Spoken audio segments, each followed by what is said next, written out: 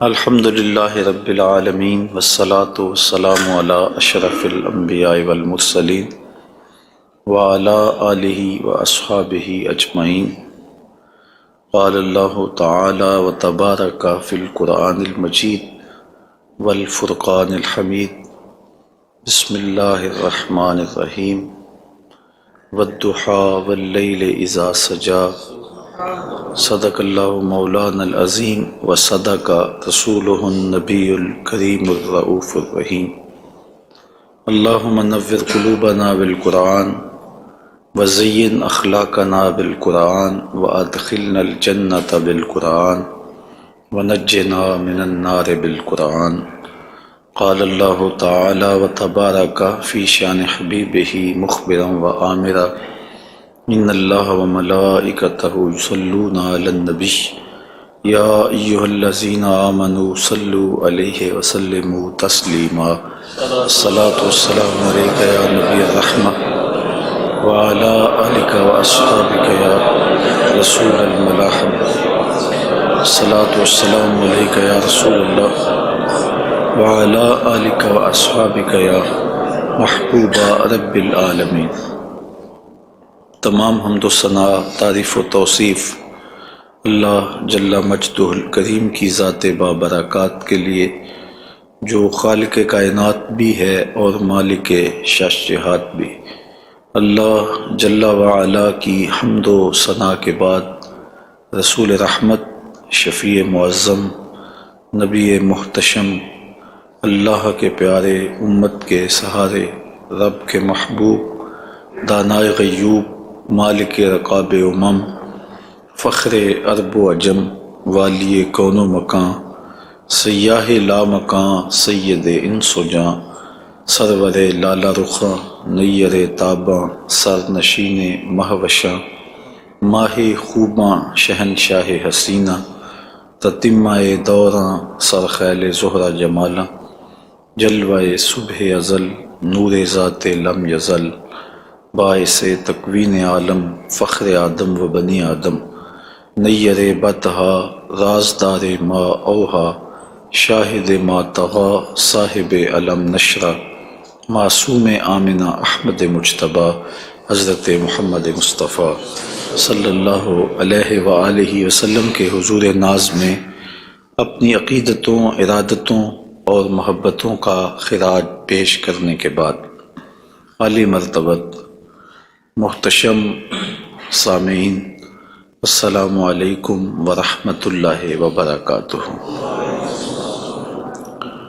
ماہ نور ربیع الاول اپنی تمام تر رعنائیوں کے ساتھ جلوہ گر ہوا جا رہا ہے، اور ہم حضور نبی رحمت صلی اللہ علیہ وآلہ وسلم کے شمائل پر کچھ باتیں آپ کے سامنے رکھنا چاہ رہے ہیں۔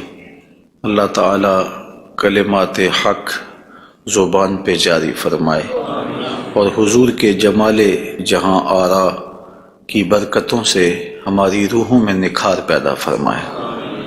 علماء نے لکھا ہے کہ حضور کے حلیہ شریف کو بیان کرنے سے دلوں میں حضور کی محبت پیدا ہوتی ہے، اور سننے والوں کو، بیان کرنے والوں کو حضور کا پیار ملتا ہے، حضور کی محبت ملتی ہے، اور اس کی برکت سے حضور کے دیدار کی دولت بیدار بھی نصیب ہو جاتی ہے۔ ہماری آرزو ہے کہ ہم آقا و مولا حضور ختم المرتبت صلی اللہ علیہ وآلہ وسلم کے شمائل کا درس سنیں، بیان کریں، ہماری بھی قسمت جاگے، زندگی میں وہ شب بھی آئے کہ آنکھیں بند ہوں اور مقدر جاگ اٹھے، اور میں سو جاؤں یا مصطفیٰ کہتے کہتے، کھلے آنکھ صلی علی کہتے کہتے۔ باقی جہاں تک حضور کے شمائل کو بیان کرنے کا حق ہے، وہ کوئی بھی نہیں کر سکتا۔ ہم تو 14 صدیوں کے فاصلے پہ ہیں۔ جن لوگوں نے حضور کو دیکھا، وہ بھی حضور علیہ السلام کا حلیہ بیان کرنے سے اپنے آپ کو قاصر سمجھتے ہیں۔ فرماتے ہیں ہمارے میں طاقت نہیں کہ ہم حضور کا حلیہ بیان فرمائیں۔ چند اصحاب نے حضور کا حلیہ بیان کیا، بلکہ صحابہ ایک دوسرے سے پوچھتے تھے حضور کیسے تھے؟ میاں تم نے نہیں دیکھا؟ کہا دیکھ کر بھی نہیں دیکھا۔ ہمت ہی نہیں تھی کہ حضور کے جمال جہاں آرا کو آنکھ بھر کے دیکھ سکیں۔ جن لوگوں نے حضور کا حلیہ بیان کیا ہے یہ وہ لوگ ہیں جنہوں نے یا تو حضور کو بچپن میں دیکھا ہے یا بہت قریب رہے ہیں اور حضور کو سوئے ہوئے دیکھا ہے، تو وہ حضور کا حلیہ بیان فرماتے ہیں۔ حضرت حسان بن ثابت رضی اللہ تعالی عنہ حضور کا حلیہ بیان فرماتے ہیں، کہتے ہیں کہ میں جو حضور کے شمائل کو تمہارے سامنے رکھتا ہوں تو اس کی وجہ یہ ہے کہ مجھے حضور کو دیکھنے کا ایک طریقہ آ گیا تھا، اور وہ یہ کہ فلما نظرت الی انوارہ فودعت کفی علی عینی خوفا من ذہاب بصری، تو میں اپنی آنکھوں پہ انگلیاں رکھ کے انگلیوں کی اوٹ سے حضور کے چہرے کو دیکھتا تھا کہ حضور کے جلووں کی چمک سے میری آنکھوں کی بینائی نہ جاتی رہے۔ یہ کون کہہ رہے ہیں؟ حضرت حسان بن ثابت رضی اللہ تعالی عنہ۔ اور آپ سارے اچھی طرح جانتے ہیں کہ حضرت حسان بن ثابت شاعر ہیں، اور شاعر حسن دیکھنے میں بڑا دلیر ہوتا ہے، اور وہ جو شاعر ہے اور حسن دیکھنے میں دلیر ہے وہ بھی آنکھوں پہ انگلیاں رکھ کے دیکھ رہا ہے، اور ابھی یہ حسن ظاہر نہیں ہوا۔ امام قرطبی علیہ رحمہ لکھتے ہیں کہ حضور نبی رحمت صلی اللہ علیہ وآلہ وسلم کا حسن ظاہر نہیں ہوا تھا، اور اگر جمال رسول صلی اللہ علیہ وآلہ وسلم کا ظہور ہو جاتا تو کوئی دیکھنے کی تاب بھی نہ رکھتا۔ حضور کے جمال جہاں آرا پر 70,000 بشریت کے پردے رکھے گئے، لیکن اس چھپے ہوئے حسن کو بھی دیکھنے کی تاب نہیں ہے، اور اگر یہ حسن بے نقاب ہوتا تو کیا ہوتا؟ یہی بہتر ہے کہ وہ پردے میں روح پوش رہے، وہ اگر پردہ اٹھا دے تو کسے ہوش رہے۔ حضرت شاہ ولی اللہ محدث دہلوی علیہ رحمہ نے اپنے والد حضرت شاہ عبد الرحیم محدث دہلوی علیہ رحمہ سے روایت کیا ہے کہ میرے والد شاہ عبد الرحیم خواب میں حضور کی زیارت کی، اور یہ بات آپ اچھی طرح جانتے ہیں کہ جس نے حضور کو خواب میں دیکھا اس نے حضور کو ہی دیکھا۔ شیطان خواب میں آ کر بھی حضور کی مثل ہونے کا دعویٰ نہیں کر سکتا۔ تو خواب میں حضور کو دیکھا اور عرض کی یا رسول اللہ صلی اللہ علیہ وسلم، آپ نے فرمایا ہے انا املہ و اخی یوسف اسبہ، میں نمکین حسن والا ہوں اور میرا بھائی یوسف میٹھے حسن والا تھا۔ وہاں تو زنان مصر کی انگلیاں کٹ گئیں، اور یہاں ایسا کوئی واقعہ پیش نہیں آیا، جبکہ حسن ملی حسن صبی کی نسبت زیادہ پرکشش ہوتا ہے، تو وہاں انگلیاں کٹ گئیں اور یہاں ایسا کوئی واقعہ پیش نہیں آیا، تو اس کی کیا وجہ ہے؟ تو حضور نے جو خواب میں جواب دیا وہ حضرت شاہ عبد الرحیم نے بیان فرمایا، اور شاہ ولی اللہ محدث دہلوی علیہ رحمہ نے در سمین میں اس کو لکھا۔ آقا کریم نے فرمایا جمالی مستور عن اعین الناس غیرۃ من اللہ، اے عبد الرحیم، اللہ نے غیرت محبت کی وجہ سے میرے حسن کو لوگوں کی نظروں سے چھپا کے رکھا ہے۔ کوئی محب نہیں چاہتا کہ میرا محبوب کوئی دیکھے۔ قتیل شفائی نے کہا تھا نا، اس حد تلک بڑھ گئی ہے بے اعتمادی کہ تجھ کو تجھ سے بھی چھپانا چاہتا ہوں۔ وہ کہتا ہے میری تو آرزو یہ ہے کہ تو آئینہ بھی نہ دیکھے۔ تو محب کی غیرت ہوتی ہے کہ اس کے محبوب کو کوئی نہ دیکھے۔ تو کہا کہ میرے حسن کو لوگوں کی نظروں سے چھپا کے رکھا گیا ہے، اور اگر یہ حسن ظاہر کر دیا جاتا تو کوئی تاب نہ لا سکتا۔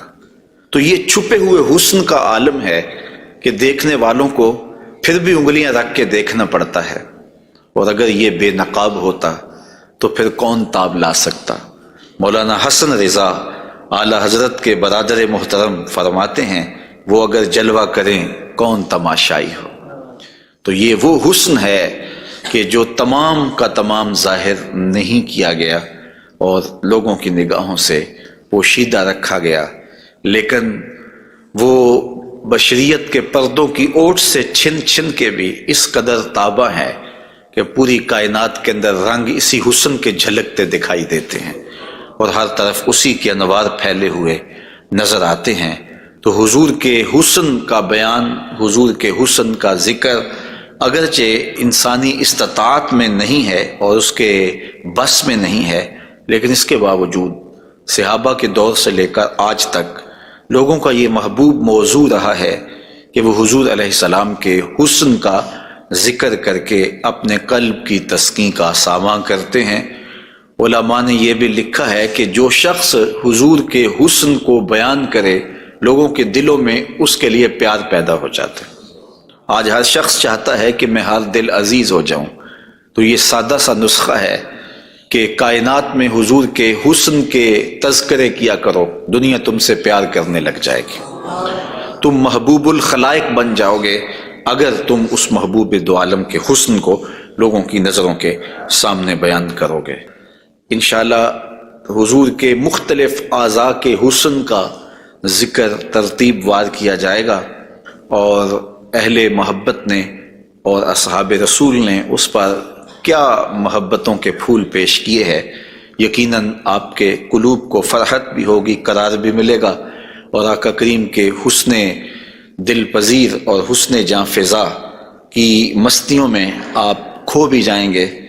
حضرت جابر بن سمرہ رضی اللہ تعالی عنہ فرماتے ہیں کہ لیلۃ الادحیان تھی، 14ویں رات کا چاند تھا، اور حضور یمنی چادر اوڑے ہوئے استراحت فرما رہے تھے، اور میں کبھی آسمان کو دیکھتا تھا، کبھی حضور کے جمال جہاں آرا کو دیکھتا تھا، اور یہ سوچتا تھا کہ میں فیصلہ کروں کہ آسمان کا چاند سونا ہے یا مدینے کا چاند سونا ہے۔ تو حضرت جابر بن سمرہ رضی اللہ تعالیٰ عنہ فرماتے ہیں پھر میں نے فیصلہ کیا فائزہ ہوا احسن عندی من القمر، میں نے کہا آسمان کا چاند نہیں، مدینے کا چاند سونا ہے، چونکہ چاند کی چمک بھی حضور کے در کی خیرات ہے۔ چاند کو، سورج کو، شمس و قمر کو جو روشنیاں دی گئی ہیں وہ حضور کے صدقے سے دی گئی ہیں۔ تو کائنات میں جہاں بھی اجالا ہے، جہاں بھی روشنیاں ہیں، جہاں بھی نور ہے، وہ نور حضور علیہ السلام کا ہی ظہور ہے، اور حضور کا نور ہے کہ جو کسی سے مستعار نہیں لیا ہوا، وہ حضور کا اپنا نور ہے، اپنا حسن ہے۔ علامہ بوصیری علیہ رحمہ نے کتنی خوبصورت بات کہی، منزہ عن شریک فی محاسنہ فجوہر الحسن فیہ غیر منقسم، کہ حضور اپنے محاسن میں، اپنے کمالات میں کسی شریک سے منزہ ہیں، اور آپ کا جوہر حسن جو ہے وہ غیر منقسم ہے۔ تو حضور کا حسن کسی سے مستعار نہیں لیا ہوا، بلکہ پوری کائنات کو جو حسن ملا ہے وہ حضور کی دہلیز کی عطا ہے، حضور کی چوکھٹ کی خیرات ہے۔ تو زمانہ چمک رہا ہے تو حضور کے انوار سے، اور بریلی سے آج بھی آواز آ رہی ہے، چمک تجھ سے پاتے ہیں سب پانے والے، میرا دل بھی چمکا دے چمکانے والے۔ تو ساری روشنیاں اسی دہلیز سے پھوٹتی ہیں، اسی در سے پھوٹتی ہیں، سارے اجالے اسی چوکھٹ سے نکلتے ہیں۔ اللہ نے اپنے محبوب علیہ السلام کو جو حسن دیا، جو جمال دیا، حضرت برا بن عازب رضی اللہ تعالیٰ عنہ بیان فرماتے ہیں، امام بخاری و مسلم نے اس کو روایت کیا ہے، کان رسول اللہ صلی اللہ علیہ وسلم احسن الناس وجہا، کائنات میں جتنا سونا چہرہ میرے حضور کا تھا کسی کا تھا ہی نہیں، سب سے زیادہ سونا اور خوبصورت چہرہ اللہ نے اپنے محبوب کو عطا کیا ہے۔ اور حضرت ابو ہریرہ رضی اللہ تعالی عنہ سے معروف روایت ہے جس کو امام ترمذی نے اور باقی محدثین نے روایت کیا ہے، حضور فرماتے ہیں حضرت ابو ہریرہ، ما رأیت شیئا احسن من رسول اللہ صلی اللہ علیہ وسلم، میں نے حضور سے سونا کوئی دیکھا ہی نہیں۔ اور حضرت حسان بن ثابت کہتے ہیں کہ آج تک کسی ماں نے ایسا سونا جنم ہی نہیں دیا، سونا دیکھتے کیسے، کسی ماں نے ایسا جنم ہی نہیں دیا۔ حضرت ابو ہریرہ نے ایک موقع پہ فرمایا کہ کل قمر لیلۃ البدر لم ارا قبلہ ولا بعدہ مثلہ، کیا پوچھتے ہو 14ویں رات کا چمکتا ہوا چاند تھے میرے حضور۔ پھر کہتے ہیں نہیں نہیں نہیں، حضور جیسا نہ پہلے دیکھا ہے نہ بعد میں دیکھا۔ تو حضرت حسان بن ثابت فرماتے دیکھتے کیسے، کسی ماں نے جنم دیا ہوتا تو دیکھتے۔ خدا نے وہ سچائی پن چھڑیا جدے وچ محمد نو ٹالیا سی، حسینہ جمیلہ دا منہ موڑ دیتا، محمد بنا کے قلم توڑ دیتا۔ تو اللہ تعالیٰ نے ایسا پیکر تراشا ہے، ایسی صورت بنائی ہے کہ جس کی مثل کائنات کے اندر نہ کوئی دوسری صورت ہے۔ اور میرے محبوب کے جمال جیسا نہ کوئی دوسرا جمال ہے۔ تو وہ حسن، وہ جمال، وہ کمال اور وہ شانیں اور وہ مراتب رفیع عطا کیے گئے جو انہی کا مقسوم ہے۔ حضور کا پورا جسم انور اور حضور کا وجود مسعود برکتوں سے مالا مال تھا اور حسن اور جمال کا آئینہ دار تھا۔ لا یجلس الذباب علی جسدہ، ساری زندگی حضور کے بدن پہ کبھی مکھی نہیں بیٹھی۔ آقا کریم علیہ الصلوۃ والسلام کے بدن پہ کبھی میل نہیں آیا، حضور کی آنکھوں کے اندر کبھی میل نہیں آیا، حضور کو ساری زندگی بلغم نہیں آئی۔ آقا کریم کی مبارک بغلیں بے بال تھیں اور بالکل باقی جلد کی طرح سفید تھیں۔ حضور علیہ السلام کا لعاب شہد سے زیادہ میٹھا تھا اور کستوری سے زیادہ خوشبودار تھا۔ حضور کے فضلات مبارکہ جو ہے وہ امت کے حق میں پاک ہیں، اور جہاں حضور علیہ السلام قضائے حاجت کے لیے جاتے تو وہاں بعد میں جا کے دیکھا جاتا تو کوئی چیز نظر نہ آتی سوائے کستوری کی خوشبو کے۔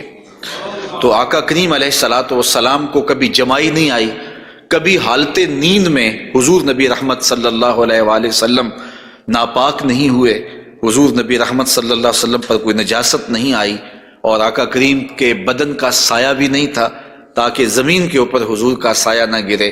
کائنات میں ایسا کون ہو سکتا ہے جیسا آمنہ کا لال تھا؟ تو وہ حسن دیا گیا، وہ جمال دیا، جس پہلو سے دیکھو حضور بے مثال نظر آتے ہیں اور بے مثل نظر آتے ہیں۔ آئیے ہم حضور نبی رحمت صلی اللہ علیہ وآلہ وسلم کے جسم کے حوالے سے پہلے کچھ بات کریں اور پھر حضور کے اعضاء کی طرف چلتے ہیں۔ حضور کا مبارک جسم بے سایہ تھا، اور یہ سایہ نہ چاند کی چاندنی میں دکھائی دیتا تھا اور نہ سورج کی روشنی میں پڑتا تھا۔ حضرت ذکوان رضی اللہ تعالی عنہ روایت کرتے ہیں، فرماتے ہیں کہ ان رسول اللہ صلی اللہ علیہ وسلم لم یکن یرا لہ ظل فی شمس ولا قمر، حضور کا سایہ نہ سورج کی روشنی میں ہوتا تھا اور نہ چاند کی چاندنی میں ہوتا تھا۔ اور حضرت عثمان رضی اللہ تعالی عنہ خلیفہ ثالث رضی اللہ تعالی عنہ اس کی وجہ بیان فرماتے ہیں کہ حضور کا سایہ کیوں نہیں تھا۔ فرماتے ہیں ان اللہ ما اوقع ظلک علی الارض لئلا یدع انسان قدمہ علی ذلک الظل، اللہ تعالیٰ نے محبوب کا سایہ زمین پہ اس لیے نہیں پڑنے دیا کسی انسان کا قدم محبوب کے سائے پہ نہ آ جائے۔ اللہ اکبر۔ لیکن حضرت شیخ احمد مجدد الفسانی علیہ رحمہ نے ایک بڑی خوبصورت بات کہی، اور ہمارے لیے وہ بڑی ٹھنڈک اور بڑی تسکین کا ساماں ہے۔ وہ فرماتے ہیں کہ اورا صلی اللہ علیہ وسلم سایہ نبود، آقا کریم علیہ السلام کا سایہ نہیں تھا۔ در عالم شہادت، اس عالم شہادت میں حضور کا سایہ نہیں تھا، اور یہ بات ثابت ہے، اور تقریباً تمام مکاتیب فکر کے لوگ ایک دو مکتبہ فکر کے علاوہ باقی سارے اس بات کو تسلیم کرتے ہیں۔ رشید احمد گنگوہی نے بھی یہ بات لکھی ہے، امداد السلوک کے اندر یہ روایت موجود ہے کہ بتواتر ثابت شد کہ حضرت علی سایہ نہ داشتن۔ وہ کہتے ہیں کہ یہ بات تواتر کے ساتھ ثابت ہے کہ جناب صلی اللہ علیہ وسلم کا سایہ نہیں تھا۔ تو حضرت شیخ فرماتے ہیں کہ عالم شہادت میں حضور کا سایہ نہیں تھا۔ شیخ احمد مجدد الفسانی، کیوں سایہ نہیں تھا؟ فرماتے ہیں سایہ ہر شخص از شخص لطیف تر است، کسی چیز کا سایہ اس شے سے زیادہ لطیف ہوتا ہے، چون لطیف تر از وے صلی اللہ علیہ وآلہ وسلم در عالم نہ باشد پورا سایہ چہ صورت دارت۔ جب حضور سے لطیف کائنات میں شے ہی کوئی نہیں ہے تو پھر سایہ کیا معنی رکھتا ہے؟ کائنات میں حضور سے لطیف ہے ہی کوئی چیز نہیں ہے، حضور کی مثل عالم امکان میں ممکن ہی نہیں ہے۔ اب مجھے یہ بتائیں کہ جس کا سایہ بھی نہیں تھا اس کا ثانی ہو سکتا ہے؟ تو یہ کون خاکے تراش رہے ہیں؟ کس کے خاکے تراش رہے ہیں؟ خاکے تو خاکیوں کے ہوتے ہیں۔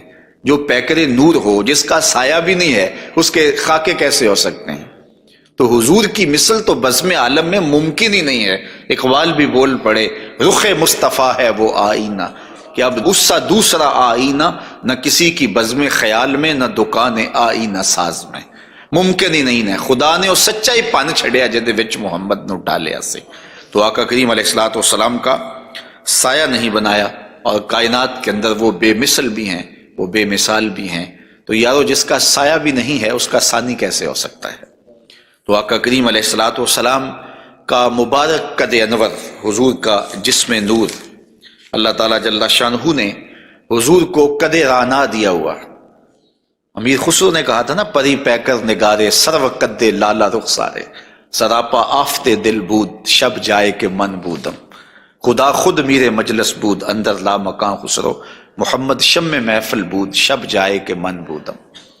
تو حضور کا قد انور، اللہ اکبر، اس کے بارے میں حضرت سیدنا علی المرتضیٰ رضی اللہ تعالی عنہ سے مروی روایت سنیے۔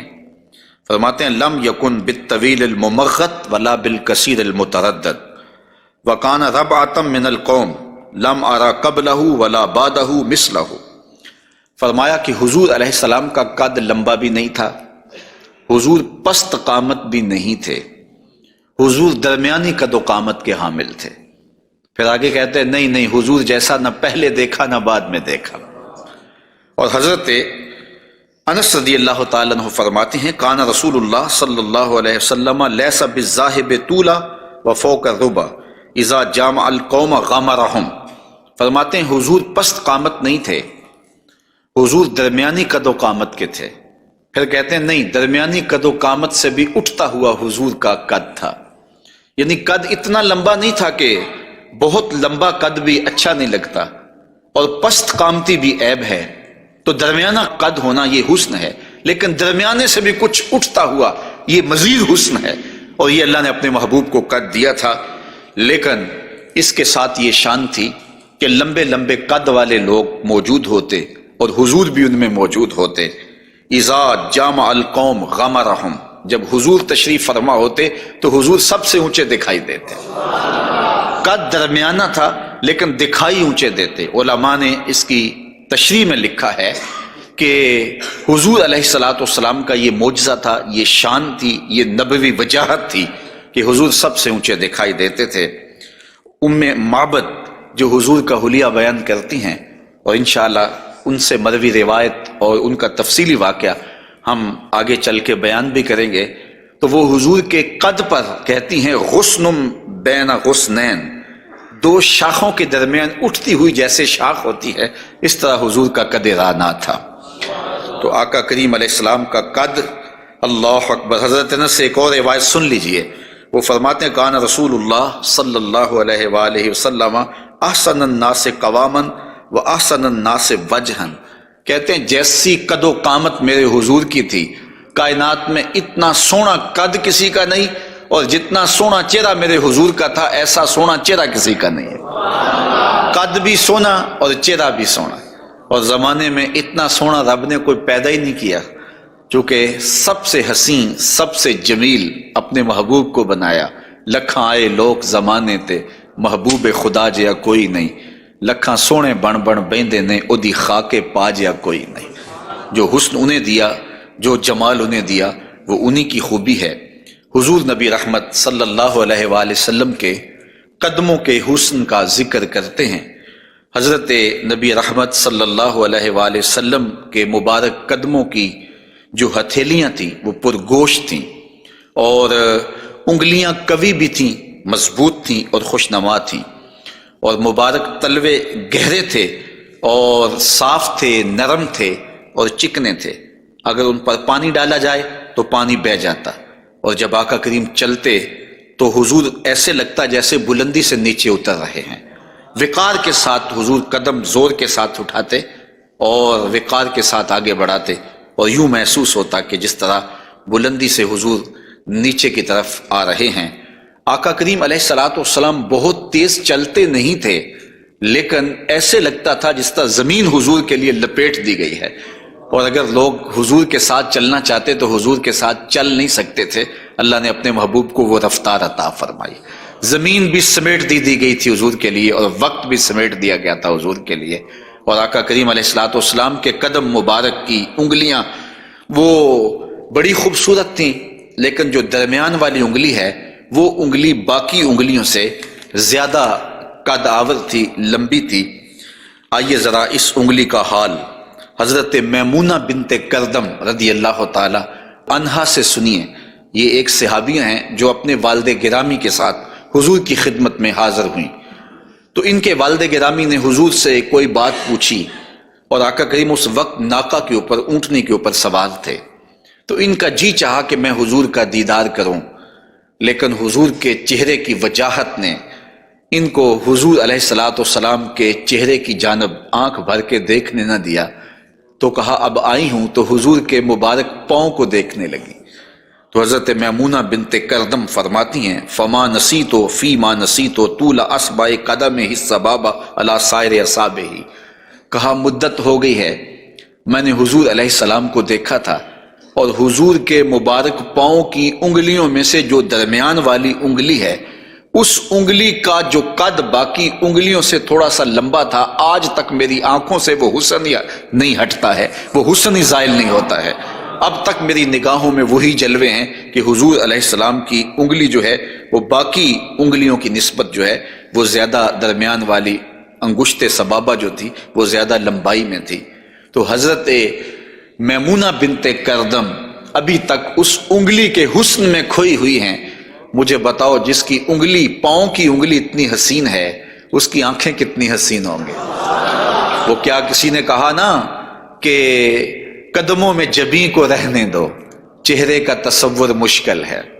قدموں پہ جبیں کو رہنے دو، چہرے کا تصور مشکل ہے، جب چاند سے بڑھ کر ایڑی ہے رخسار کا عالم کیا ہوگا۔ یہ تو انگلی کا حسن ہے کہ میمونہ بنت کردم ساری زندگی یہی اثاثہ ہے، لوگوں کو بتاتی ہیں کہ لوگوں میں نے حضور کی انگلی دیکھی ہوئی ہے۔ تو جس نے حضور کے قدم انور کی انگلی کی زیارت کی ہے وہ تو ناز کرے، اور پھر اس عائشہ صدیقہ محبوب کائنات کی قسمت پہ ناز نہ کریں جن کی آغوش میں حضور کا سر انور ہوتا تھا۔ تو حضرت میمونہ بنت کردم رضی اللہ تعالی عنہا فرماتی ہیں کہ میں ابھی تک اس انگلی کے جمال کو بھول نہیں پائی۔ آقا کریم علیہ الصلوۃ والسلام کے قدموں کے بارے میں آتا ہے کہ کان رسول اللہ صلی اللہ علیہ وسلم احسن البشر قدما، کائنات میں جتنے سونے قدم میرے حضور کے تھے اتنے سونے قدم بھی کسی کے نہیں تھے۔ حضرت انس اور حضرت ابو ہریرہ اور ہند بن ابی حالہ رضی اللہ تعالیٰ عنہ حضور کے قدموں کے بارے میں شسن القدمین، اور حضرت امام ترمذی نے مسیح القدمین کے لفظ بولے ہیں کہ نرم آپ کے قدم تھے، اور آپ کے قدم جو ہے وہ چمکدار تھے، روشن تھے، آپ کے قدم پرگوشت تھے، اور آپ کے مبارک پاؤں خوبصورت تھے۔ اور تلوے جو تھے اس کے بارے میں دو روایات ہیں، ایک روایت یہ ہے کہ اخمسان، اور ایک روایت کے اندر لفظ ہیں لیس لہا اخمس، کہ جو تلوے ہیں وہ درمیان سے جو ہیں وہ پرگوشت تھے، اور ایک ہے کہ درمیان سے پرگوشت نہیں تھے۔ تو یہ دو روایات کی تطبیق کیسے ہوگی؟ بعض نے کہا کہ حضور کے مبارک تلوے جو تھے وہ درمیان سے پرگوشت نہیں تھے، اور بعض نے کہا کہ بالکل درمیان سے پرگوشت ہی تھے اور بالکل سیدھے تھے۔ علماء نے کہا کہ درمیان سے خلا تو تھا، لیکن جب حضور قدم رکھتے تھے تو آقا کریم علیہ السلام قدم جو ہے وہ پوری طرح جماؤ کر کے رکھتے تھے، اور جب وہ نقش بنتا تھا تو وہ نقش پورا بنتا تھا۔ اور یہاں محدثین نے کمال کر دی، کہا رب نے یہ نہیں چاہا کہ میرے محبوب کے تلووں کا نقش ناتمام بنے، نقش پورا بنتا تھا۔ تو جنہوں نے نقش کو دیکھ کر تلووں کا اندازہ لگایا انہوں نے کہا کہ نہیں، وہ تلوے بالکل برابر تھے اس لیے کہ نقش پورا بنتا تھا، اور جنہوں کو تلوے دیکھنے کی سعادت نصیب ہو گئی تو انہوں نے کہا نہیں، ہم نے دیکھے ہیں کہ جو ہے وہ درمیان میں جو ہے وہ کم گوشت تھا اور اطراف میں گوشت زیادہ تھا۔ تو صحابہ نے حضور کے تلووں کے بارے میں یہ رائے بیان فرمائی ہے۔ حضرت ابو ہریرہ رضی اللہ تعالی عنہ فرماتے ہیں انہ صلی اللہ علیہ وسلم کان اذا مشى علی الصخر غاصت قدماہ فیہ، جب کبھی آپ ننگے پاؤں چلتے کسی پتھر کے اوپر، کسی چٹان کے اوپر، تو وہ چٹان اور پتھر حضور کے لیے نرم ہو جاتے، اور آقا کریم علیہ السلام کے مبارک قدم جو ہے اس پتھر کے اندر جو ہے وہ دنس جاتے اور نشان بن جاتے۔ جس طرح مقام ابراہیم پہ آپ دیکھ سکتے ہیں کہ حضرت اسماعیل علیہ السلام کے قدموں کے نشانات اس پتھر نے محفوظ کر لیے، تو یہ پتھر جن پتھروں پہ حضور چلتے تھے وہ اپنی چھاتی پہ حضور کے تلووں کے نشان محفوظ کر لیتے تھے۔ سلطان کاتبائی نے باقاعدہ ایک ایسا پتھر جس پر حضور کے قدموں کے نشانات موجود تھے وہ 20,000 دینار میں اس زمانے میں خریدا، اور خرید کے ساری زندگی اپنے پاس رکھا، اور مرنے سے قبل وصیت کی کہ جب میں مر جاؤں تو یہ پتھر میری قبر کے سرہانے لگانا۔ علامہ خفاجی علیہ رحمہ نسیم الریاض میں لکھتے ہیں کہ وہ پتھر آج بھی ان کی قبر کے سرہانے پہ لگا ہوا ہے، اور لوگ اس کو اپنے لیے اعزاز سمجھتے تھے، اور یہ وہ قدم ہیں کہ جہاں آتے اس جگہ کی قسمت جاگ پڑتی۔ یہ قدم اور یہ مبارک تلوے یہ تو عرش نے بھی چومے ہیں نا۔ اعلیٰ حضرت نے کیا خوب کہا، زہے عزت و اے طلائے محمد، کہ ہے عرش حق زیر پائے محمد، کہ عرش حق حضور کے قدموں کے تلے تھا، اور یہ تلوے وہاں عرش الہی پہ لگے ہیں، اور یہ وہی تلوے ہیں جو حضرت جبریل امین کو چومنے کی سعادت بھی ملی ہے۔ جب معراج کی شب حاضر ہوئے تو محبوب استراحت کر رہے تھے، تو جبریل عرض گزار ہوئے کہ محبوب تیرا نبی تو سویا ہے، تو آواز آئی یا جبریلو قبل قدمہ، میرے محبوب کے قدم چوم لے۔ تو جبریل امین نے حضور کے قدم چوم لیے، تو پھر کیا لطف آیا ہوگا۔ کسی نے تصور میں جبریل سے پوچھا کہ حضور کے قدم چومے تھے، تلیاں چومی تھیں، تو بتا کیا کیف ملا؟ تو اس نے زبان حال سے کہا، نہ جنت نہ جنت کی کلیوں میں دیکھا مزہ جو محمد کی تلیوں میں دیکھا۔ حضور علیہ السلام کے مبارک قدم جہاں پڑتے وہاں رحمتیں اور برکتیں ہی نازل ہوتی۔ ذی المجاز کی منڈی میں اپنے چچا کے ساتھ حضرت علی المرتضیٰ رضی اللہ تعالیٰ عنہ کے والد جناب ابو طالب کے ساتھ حضور جا رہے تھے۔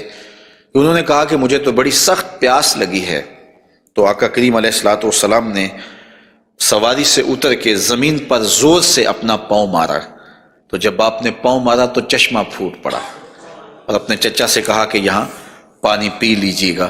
اور حضور علیہ الصلوۃ والسلام کی مبارک ایڑیاں جو ہیں ان کے بارے میں ہے کہ وہ کم گوشت تھیں، ان پر زیادہ گوشت نہیں تھا، اور آقا کریم علیہ الصلوۃ والسلام اس ایڑی کو بھی جہاں لگاتے وہاں حالات رحمتوں بھرے ہو جاتے۔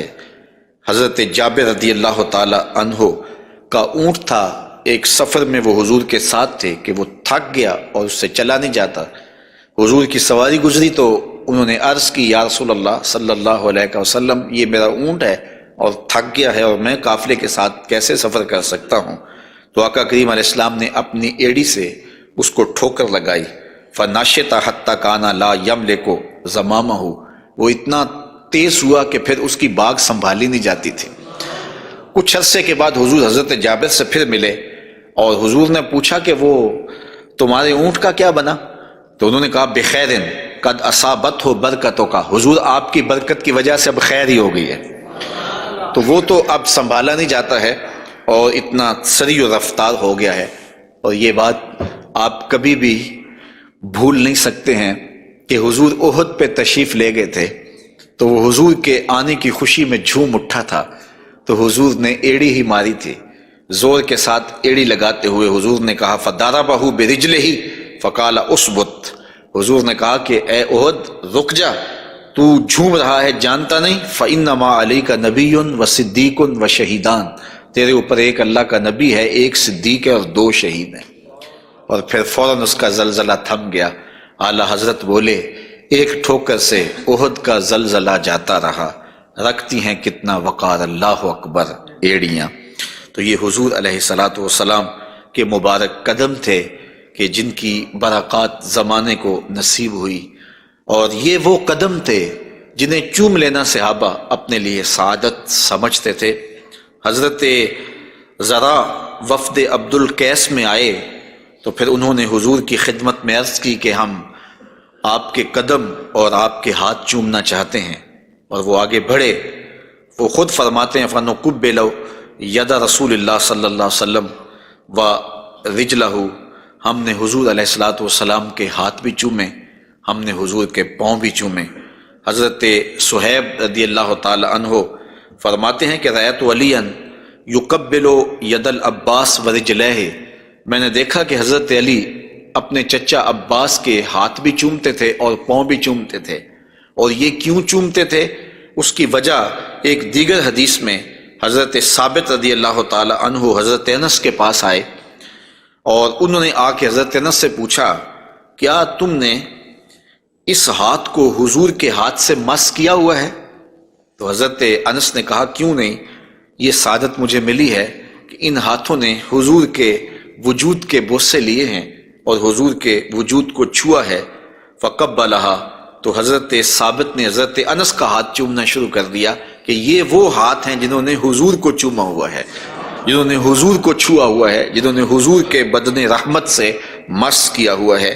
تو حضرت علی المرتضیٰ حضرت عباس کے ہاتھ چومتے تھے، تو آقا کریم علیہ الصلوۃ والسلام کے قدم بھی، حضور کے ہاتھ بھی صحابہ عقیدت سے چوم لیا کرتے تھے، اور یہ واقعات کبھی ہوتے تھے اور عقیدت کا یہ رنگ صحابہ کے ہاں پایا جاتا تھا۔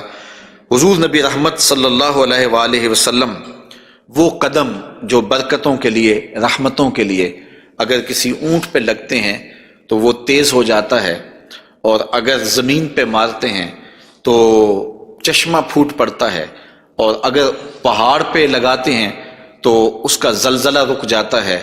ان قدموں پہ کھڑے ہو کے ساری رات عبادت میں گزار دیتے ہیں، حتیٰ تتورم قدماہ، یہاں تک کہ حضور کے مبارک قدم سوج جاتے ہیں، اور اللہ کے یوں شکر گزار بندے بن کے اپنی زندگی حضور گزارتے ہیں۔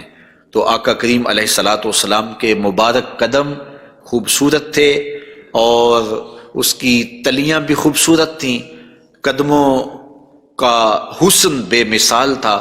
اور آقا کریم علیہ السلام کی پنڈلیوں کے بارے میں، حضور کی پنڈلیوں کے بارے میں حضرت جابر بن سمرہ رضی اللہ تعالی عنہ سے مروی ایک روایت سنیے۔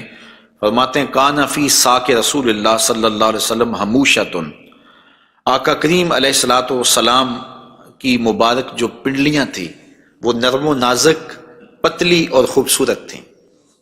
اور آقا کریم کی پنڈلیوں کے بارے میں سراقہ بن مالک رضی اللہ تعالی عنہ نے جو کہا ہے وہ بڑی خوبصورت بات کہی ہے۔ آپ سمجھتے ہیں، آپ جانتے ہیں کہ جب حضور مکے سے ہجرت فرما کے مدینہ تشریف لے گئے تو 100 سرخ اونٹ انعام حضور کی گرفتاری کے لیے رکھا گیا۔ تو سراقہ بن مالک بھی حضور کو گرفتار کرنے کے لیے حضور کا پتہ اور حضور کی تلاش میں نکلا تھا اور حضور کو ڈھونڈ رہا تھا۔ خیر ایک مقام پہ حضور علیہ السلام سے ملاقات ہو گئی، تو یہ اپنے اس برے ارادے سے حضور کی طرف بڑھا تو اس کا اونٹ جو ہے وہ گھٹنوں تک زمین میں دنس گیا۔ اس نے معذرت کی، حضور نے دعا دی، وہ اونٹ باہر نکل آیا تو اس کی پھر نیت بدل گئی، تو پھر دوبارہ اونٹ جو ہے وہ گھٹن تک دنس گیا۔ خیر اس نے دوبارہ معذرت کی اور حضور سے کہا کہ آپ مجھے امان نامہ لکھ کے دیں۔ تو حضور نے ان کو امان نامہ دے دیا اور فرمایا کہ تو مجھے گرفتار کرنے کے درپے ہے اور میں تیرے ہاتھوں میں کسرا کے کنگن دیکھ رہا ہوں۔ تو یہ واپس پلٹ آئے، تو انہوں نے اس وقت حضور علیہ السلام کو دیکھا، تو یہ حضور کے حسن کا اور حضور کی پنڈلیوں کا ذکر کرتے ہیں، چونکہ حضور سواری پہ تھے اور حضور کی پنڈلیاں انہیں دکھائی دی۔ تو حضرت سراقہ بن مالک کہتے ہیں کہ فلما دنوت منہ، جب میں حضور کے نیڑے ہوا اس نیت سے کہ میں حضور کو گرفتار کروں، وہو علی ناقتہ، تو حضور اپنی اونٹنی کے اوپر سوار ہیں۔ تو پھر کیا ہوا؟ تو جعلت انظر الی ساقہ، تو میں حضور کی پنڈلیوں کو دیکھنے لگا۔ ایسا جعلت انظر، میں دیکھنے لگا، میری نظر جم گئی حضور کی مبارک پنڈلی پر۔ وہ کس طرح کہ اتنی خوبصورت تھی، کہتے ہیں کأنہا جمارہ، پنڈلی ایسے تھی جس طرح جمارہ ہوتا ہے۔ آپ نے کبھی دیکھا ہو کھجور کا درخت، تو کھجور کے درخت سے نیچے شاخیں پھوٹتی ہیں، تو جب نئی شاخ نکلتی ہے تو وہ اتنی خوبصورت ہوتی ہے اور اتنی نرم اور نازک اور گداز ہوتی ہے کہ اس کو چھو لینے کو جی چاہتا ہے۔ تو اس شاخ کو عربی میں جمارہ کہتے ہیں۔